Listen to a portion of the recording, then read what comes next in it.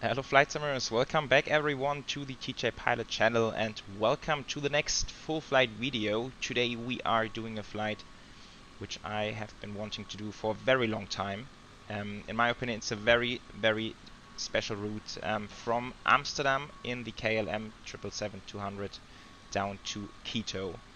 And for those experts among you, you know that arrivals into Quito are always special, so I am very much looking forward to get down there, but yeah, at this point we are still like 12 hours away from doing our arrival into Quito. So first things first, we are sitting here at Amsterdam, of course, and yeah, I've just spent a very long time thinking about should I do this flight online or offline, and I believe there's actually nothing better than doing a real proper long haul on that sim flying online. But then again, there was no ATC online at the moment, and yeah, I kind of figured, you know, we should have some traffic around. And look at this, we're now flying offline, and there's a ton of traffic around, making the airport feel more alive, more busy than it would have been on that sim. So here we are flying offline today, but nevertheless, I hope it's gonna be an awesome flight.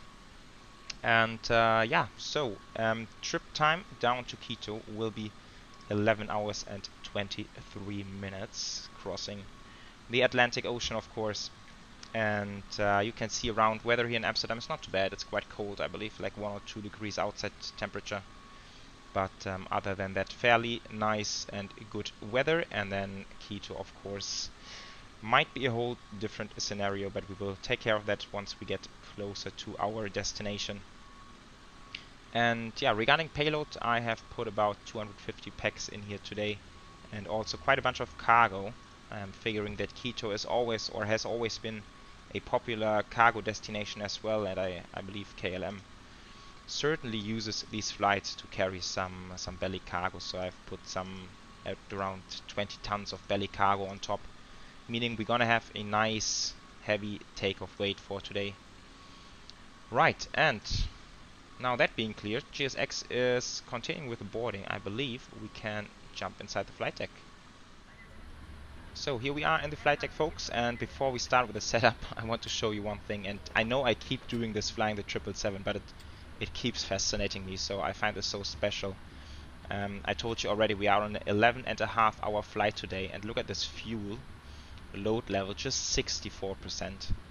It just blows my mind what these 777s are capable of. Imagine flying it full fuel without any payload. I don't know, I guess you could go for 20 hours or so. This is yeah, very crazy just in my mind. But anyway, let's get to it now. Route is loaded in. Let's check our performance in it. 0 fuel weight, 187.8. Quickly cross-checking with my SimBrief flight plan. Yes, that's accurate. So max 0 fuel weight would be around 200, so we are not too far off of that one. Cost index, SimBrief is giving me 15, very low today, but I don't think we have a lot of headwind today.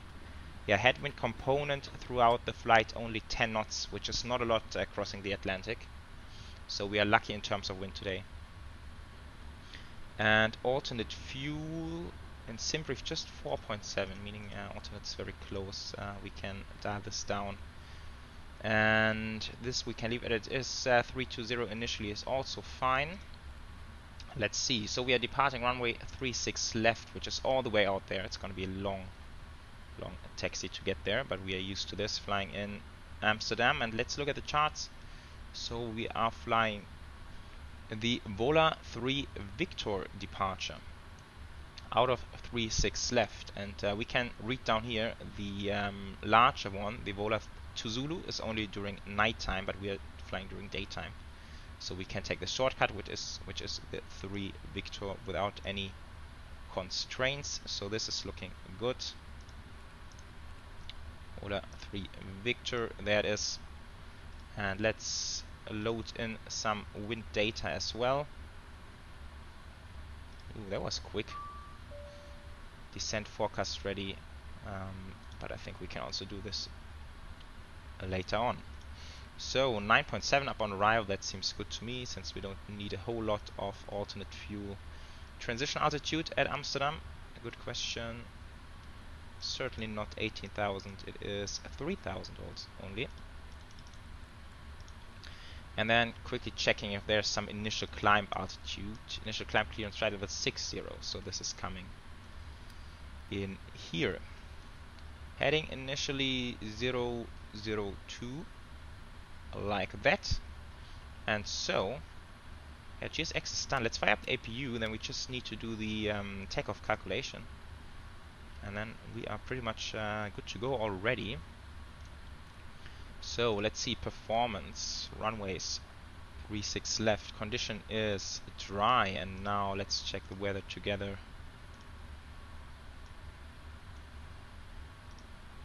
We have variable winds today, but basically from 300, so it's a nice headwind for the departure. Outside air temperature, I hear it's 9 degrees. Okay, I have been mistaken with the 1 degrees I've mentioned earlier. 1021, that's fine. Takeoff, optimum, aircon, auto, anti-ice, auto. Takeoff weight, I believe we should be able to read it. And then again, we need to do the fuel calculation.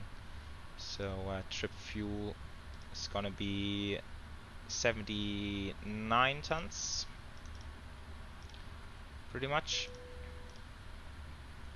And now we have 276. Yeah, that's looking good. And by the way, maximum takeoff weight would be 297, so just below 300. So yeah, we have a nice heavy takeoff today. So, and we can see selected temperature therefore also not being crazily high, which makes sense. Let's see, takeoff thrust limits. There we are. So selected temperature 29. 101.6. Here it's 101, and that's due to the PEX difference, I believe. But since APU should be running now, we can also put on some PEX. And see, you can now it's jumping 101.3, and this is close enough. Takeoff flaps 5. Send off gravity 25, and this is 152, 161, 168, which goes in here. Flight directors, VNAV, LNAV. Cool, that's that. That was a nice quick setup, and now we can go ahead and close some doors.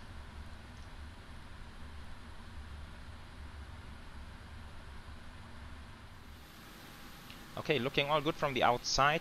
Chocks and ground power and ground air conditioning are still in, but we can get rid of it now, and then we are good to ask for the pushback. Oh, we are below. Nice. Delta A350, I guess. Cool. Right, and yeah, so let's get to it and finish all the setup. Parking brake is in. Let's see, this is coming to off.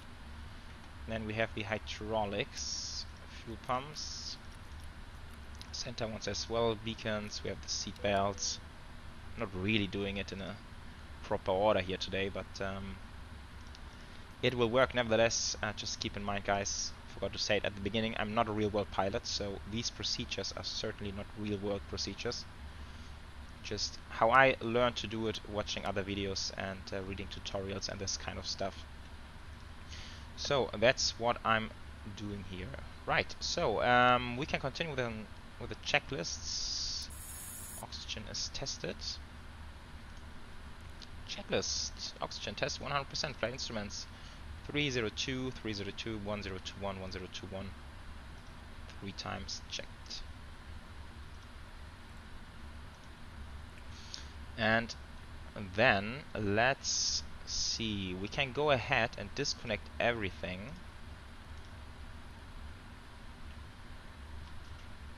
And ask for the pushback, which should automatically disconnect the jetways, hopefully. Yeah, seems to work. Cool. Before a start checklist, flight deck door closed and locked is, I think, somewhere down here. It's like a door lock.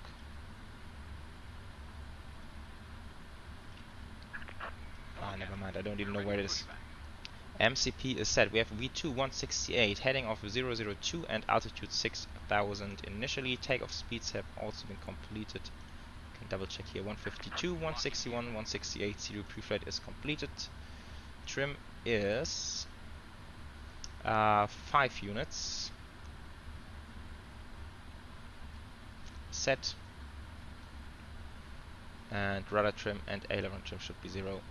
Yes, it is. Taxi and takeoff briefing. Yeah, sort of completed. Ooh, Oha. Good question. I don't know. Let's see together. Didn't know it was that accurate here. So we had stand Echo 6. And so we would want to be facing Alpha 13.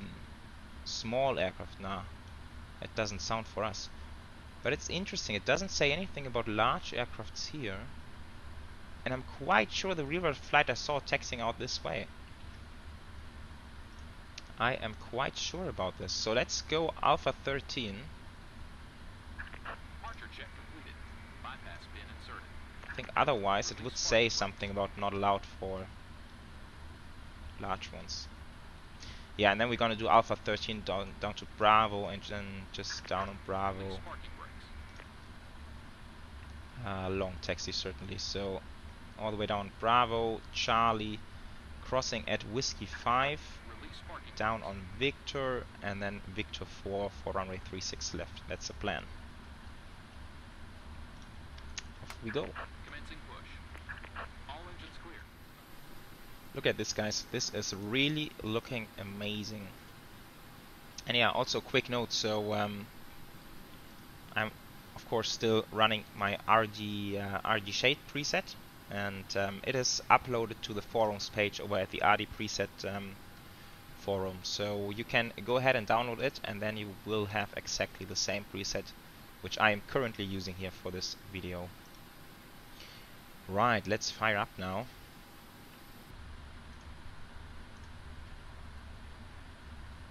So starting number 2.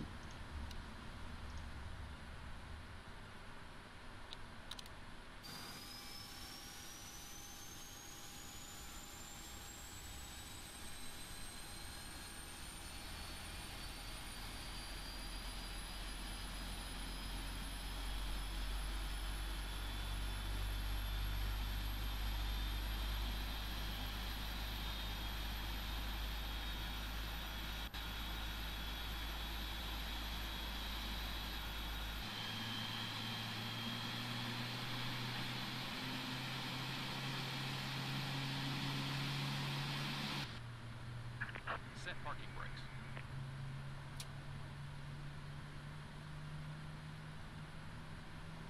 I believe we could technically even fire up both engines at the same time, flying the GE engines.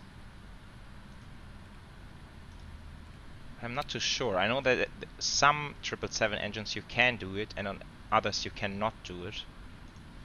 But if I remember correctly, we could potentially do it here on the GE engines. Unlocking gear.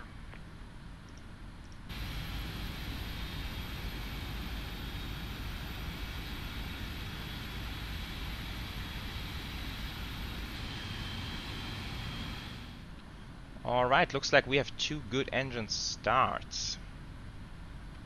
So we can kill the APU. Flaps are coming to position 5. Auto brake RTO. We have set the trim already. Flight control check.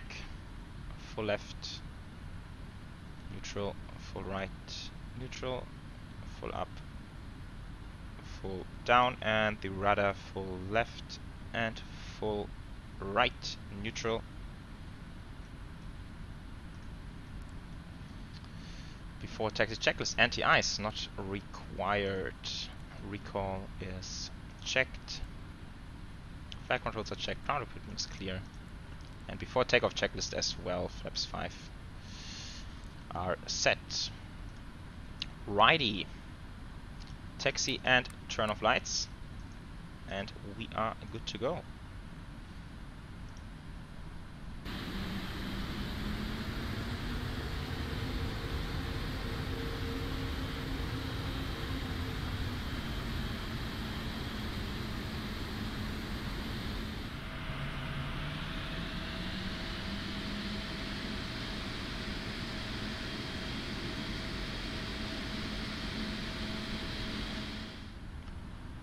Alright, so we are about to cross 36 center, and I've seen AI traffic using this runway for departure. So you might have to hold here for a second. Let's see, so there's a KLM on the runway, Austrian Airbus about to line up. Maybe we can quickly cross once the KLM is through.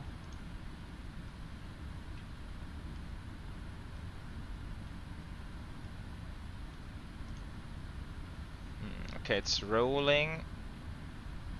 The Austrian is not yet lining up, which is good. Ah, there it goes.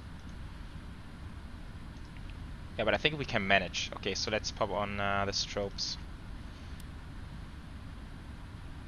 And let's quickly roll.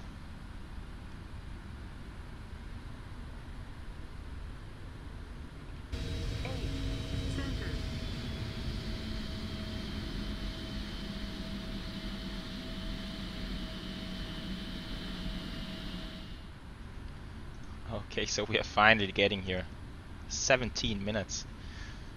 I wonder if pilots would consider a single engine taxi out for this runway. I think it would quite literally save us a ton of fuel. Anyhow, yeah,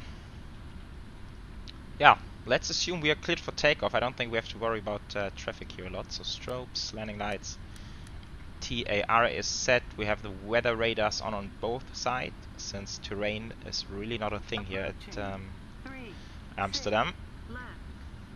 Runway identified, 36 left, checklist has been completed.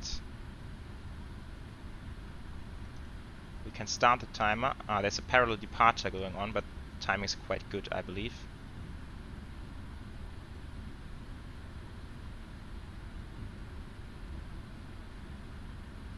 I think FPS will get a little bit better once we are further away from all the AI traffic here. Okay, there's the traffic. That should be good for us. Okay, so let's do it. Power's coming up. Power's set. Takeoff.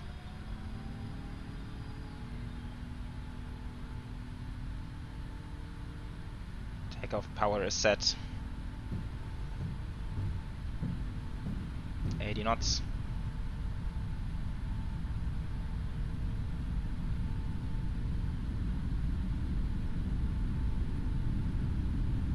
It's a little bit laggy at the moment.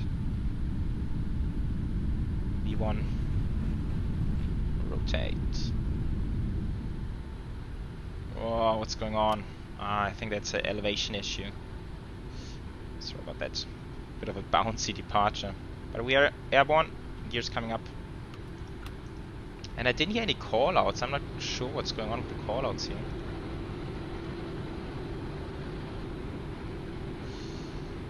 Oh, look at this climb performance. This is crazy.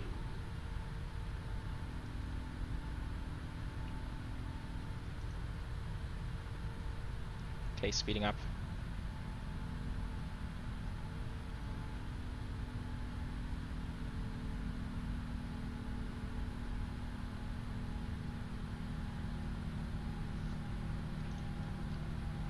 Autopilot coming on, and turn off and taxi lights are coming off. I think I just remembered why I don't have the callouts.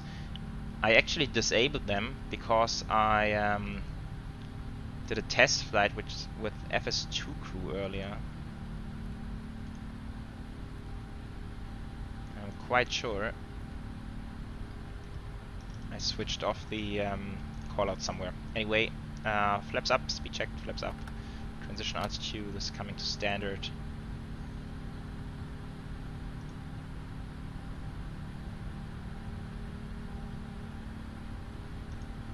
And flaps up, speed check, flaps up.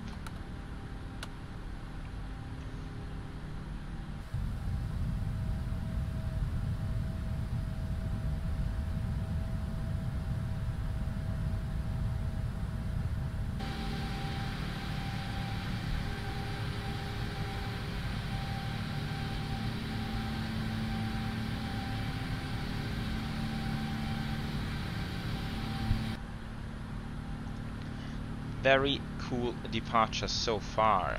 So after takeoff checklist completed.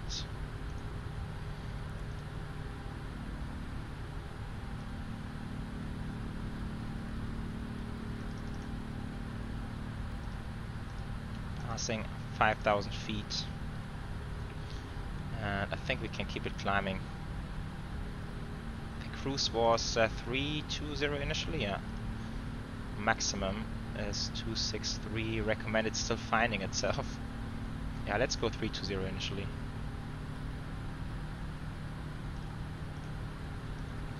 Cool. So that was the departure out of Amsterdam, guys. That was a nice one. And yeah, now it's gonna be 11 hours and a bit, and then we will get to Quito. And I'm already very much looking forward to this beautiful approach into Quito. I hope it's gonna be a good one. So enjoy and see you over there.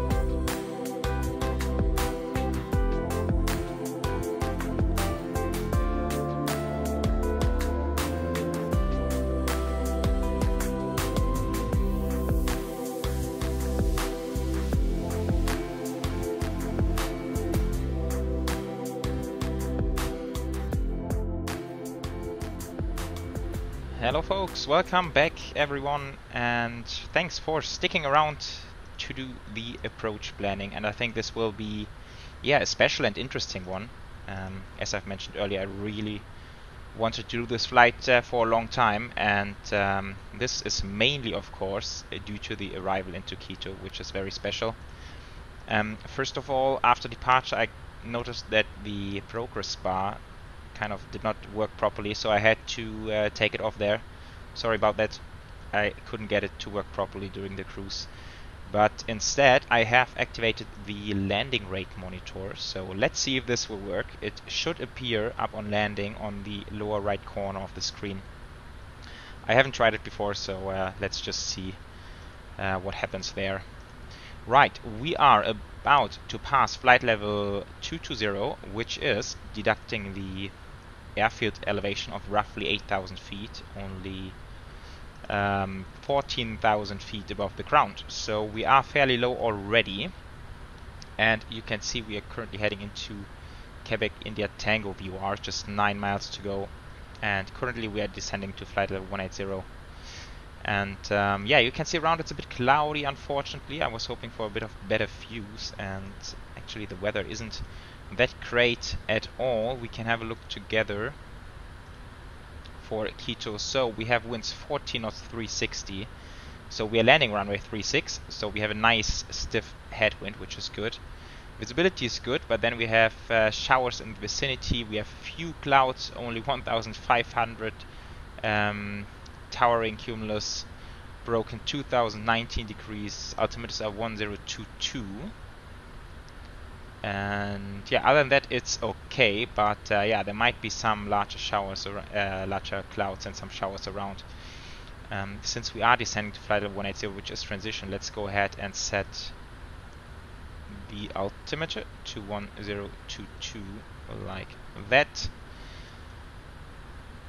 Okay, let's get rid of that, and now we are a touch low. And now we are already onto the final turn. Yeah, we really need to start to some approach planning here. Let's descend a bit further. Airport should be just down there, now covered off by clouds, but down there is Quito, we can see it. Ooh, that's very cool. Somewhere the old airport is down there, located right in the city center. Pretty awesome. Okay, so let's have a look. It's not a real star, we are simply flying the final approach, which starts here at this VOR, which we have just passed. And now we continue down for a while, 19 miles, then slowly get into this left-hand turn and eventually be on the ILS for runway 36. There is an approach for smaller aircrafts which sort of takes the turn before this mountain here in the middle, so it's a bit of a shorter approach. But we don't have that since these approaches are not authorized for category D, and you can see here this approach is, so we are category D and this is authorized for Bravo, Charlie and Delta. That's why we are shooting this approach. Quickly look at the missed approach procedure. We are eventually climbing 18,000 and holding at Kit VOR. Cool. Also, I have done some calculations, performance. Let's see if it's still in here. Maybe I should. Let's. If there are really showers, might not be dry after all. And so this is our calculation. It's a long runway, which is good. Which is very good at these kind of airports. Now we are soon coming into the clouds. Wow, it's getting exciting now. I have calculated flap 25 approach. The reason is, would be really interesting to see if a real pilot would agree with me on that one. So my logic here is we are really high, airport elevation roughly 8,000 feet. And in case of a missed approach, I would prefer to have a little bit less drag and more climb performance, which we do have with a flap 25 instead of a flap 30. And the reason is, being this high up, the engines are producing less power than down at sea level. So would be kind of cool to have a bit more power in case of a go around. And it's a very long runway anyway, so 140, even plus 5, 145. Absolutely fine for this kind of runway. We can see it's more than 4,000 meters available. I think that's longer than Frankfurt, for example. And yeah, we are on auto brake 3, which should work. Descent checklist is all done. Minimums 8,110 feet. Took me a lot of scrolling on that wheel here, but it is set. Approach briefing, yeah, we have basically done that. Altimeters are set to local already. Speed brakes, let's arm them. I hope we don't need them anymore. And what else? Let's have a look at the charts. I'm wondering about the altitudes we are aiming for. 10,500 is going to be glide slope interception. So let's go ahead and set this in here. Seatbelts are on already. We have the terrain display on here, which might be useful, of course. Currently we are right at on the profile, on the VNAV path. This is very good. Now the aircraft does want to slow down. Let's see how it's doing on that. We might want to put out some speed brakes eventually to help it slow down, but it's dropping slightly. Track required, there it is. I kind of want to do it early today, since I don't even want to get in the situation where we are too high or too fast. Just keeping it nice and steady on the profile.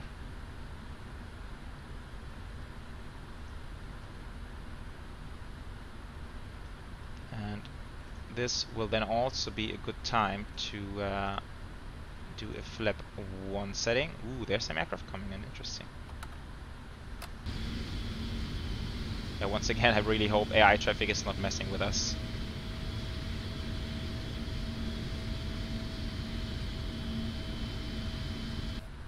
Cool. This is so awesome. These mountains here, this terrain around this airfield is just insane, really. Okay, I kind of feel like I want to do some slight intervention here. Don't want to get too slow just yet. Speed 200 I think is good for us, and now we're also catching up with the VNAV path again.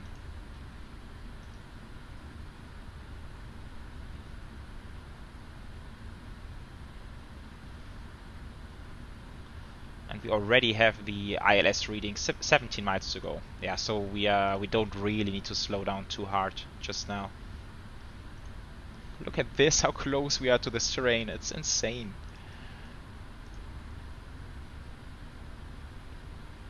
Oh, I still have the speed tracks. Completely forgot, sorry. Sorry about that. That was a bit of a waste of energy now. But okay. Not sure what altitude pilots would switch on the landing lights here. But I believe it can easily be above 10,000.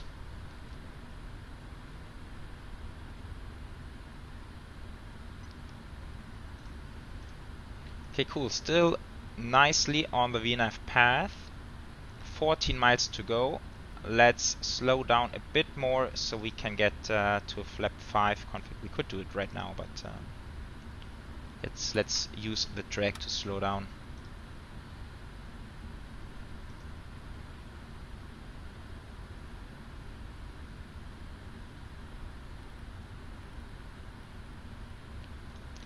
Okay, and let's assume we are cleared for the ILS approach.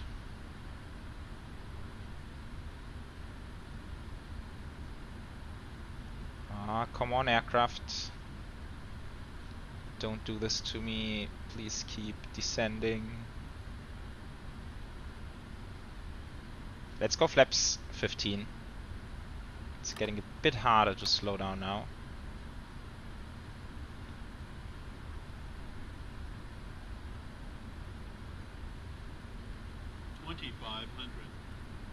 Localizer should be captured any second.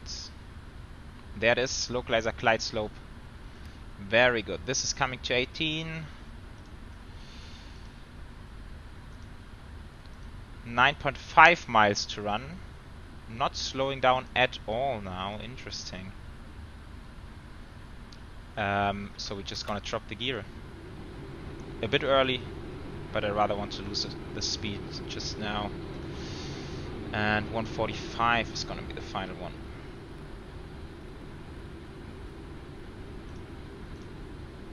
And there we can see the airport back there.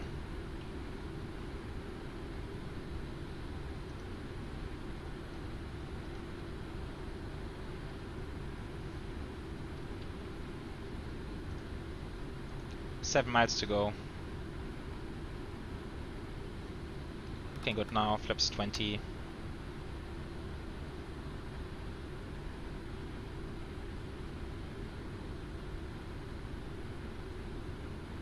It's really hard to slow down the aircraft just now. Flap 25.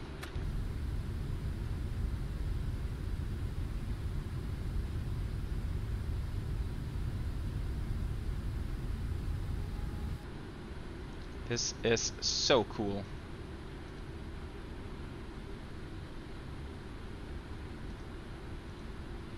Okay, I think I'm gonna fly it manually today.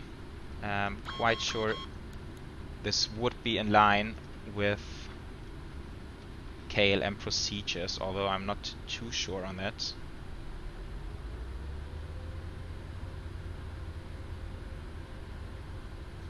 Okay, speed is looking good. Let's switch on taxi and turn off lights.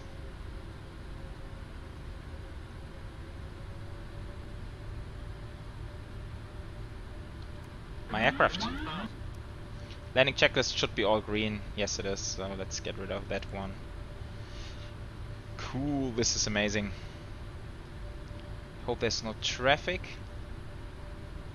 No, not at all. Cool.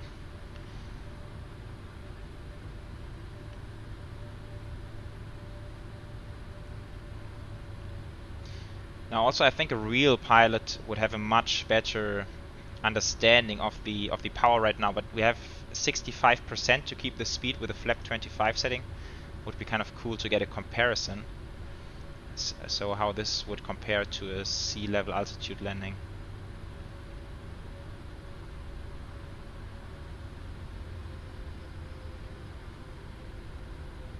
Nicely on the profile. Okay, glide slope and Papis disagree a bit. Continue. Keeping the power up.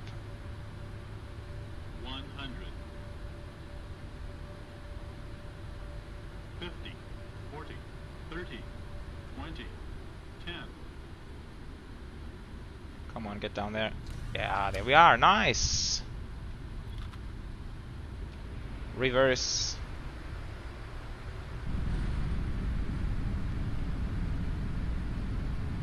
And decel. Cool.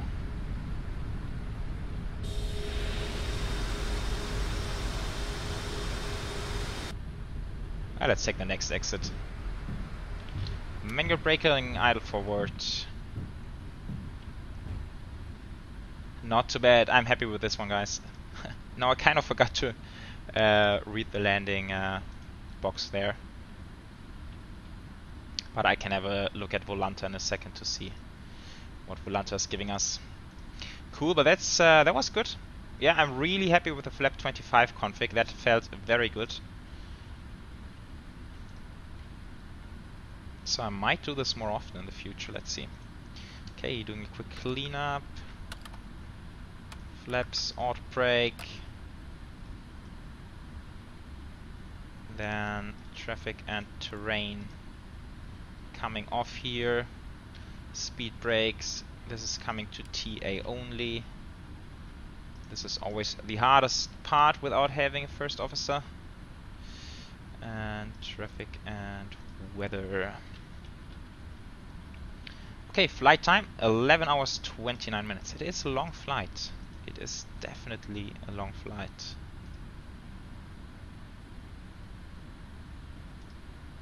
Talking about long flights, I recently saw something very interesting on Flight Radar. So you might know that many airlines are not crossing Russian airspaces anymore. And so, for example, the Lufthansa flight between Tokyo and Frankfurt, I saw it on the radar flying eastbound, crossing Alaska and then Greenland, coming in over Norway to Frankfurt, and had like a flight time of over 15 hours. That's crazy. A340-300 is operating on this route currently. Cool, and there we even have some more traffic coming in. Looks like a Avianca, most likely, Starline's livery. He might squeeze in there in front of us. Okay, landing lights and strobes. Let's fire up the APU. Looking around the flight deck, I think we have done all the clean-up stuff.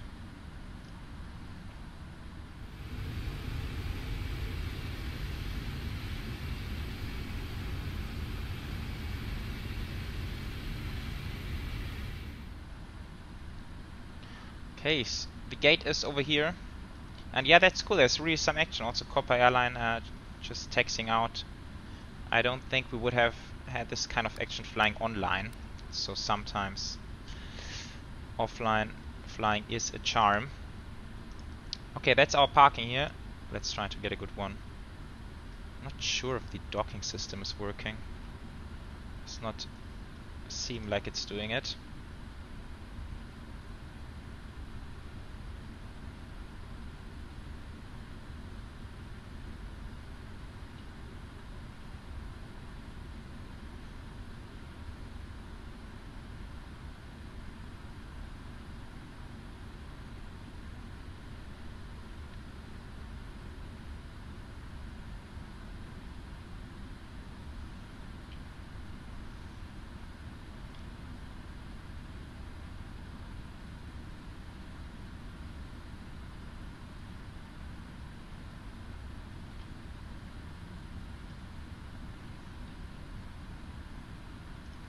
Right, there we are, and parking brake, we have APU running, which is good. So killing engines 1 and 2, block time 11 hours 53, that's a long day of work.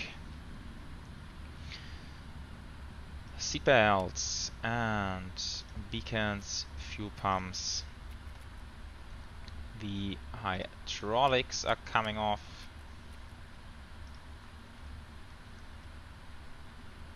And then we can get some ground connections. Okay, chocks are in, so parking brake can be released. Now it wants me to open some doors, of course. I think we're getting entry 1 for the jetway. Let's see, primary and secondary power. Right, this is looking good, and then we just need to finish the shutdown checklist. Hydraulic panel is not set. Sorry, I forgot the right one. Now it's set, parking brake is released. This is completed. Alrighty folks, here we are. Welcome to Quito. I'm just seeing the marshal did not do a great job here. There's our actual parking, but never mind. I think we're not blocking any other traffic, so we are good. And yeah, so Volanta is giving me a touchdown rate of 155. I couldn't really see if that's in line with the readout there during the recording, but I'm gonna check this later on. And yeah, so welcome guys. So this was a really cool flight. I very much enjoyed flying the 777 again, and especially here to this airport in Quito. Look at the surrounding terrain. It's just crazy.